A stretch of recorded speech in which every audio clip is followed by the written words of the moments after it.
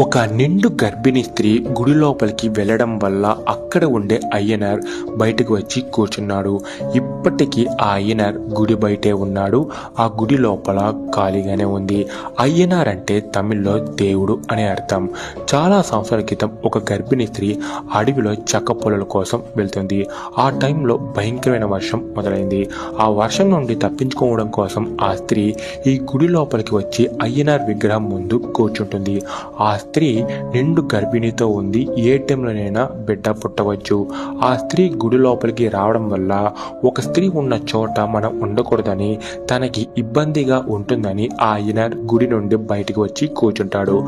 కొంతసేపు తర్వాత ఆ స్త్రీ అక్కడే ఒక బిడ్డకి జన్మించింది.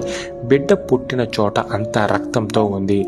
ఆ రక్తం వాసన నచ్చి ఒక పులి ఆ గుడి లోపలికి వస్తుంది. ఆ పులి వీళ్ళని వెంటాడుతూ ఉండగా ఆ అయ్యనార్ ఆ పులికి ఒక శాపం విధిస్తాడు.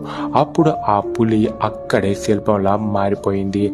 ఇప్పటికీ ఆ గుడిలో పులి శిల్పం ఉంది. బయట ఆ అయ్యనార్ శిల్పం కూడా ఉంది. ఈ గుడి పేరే తలైమలై అయ్యనార్. ఇది తమిళనాడులో ఉంది.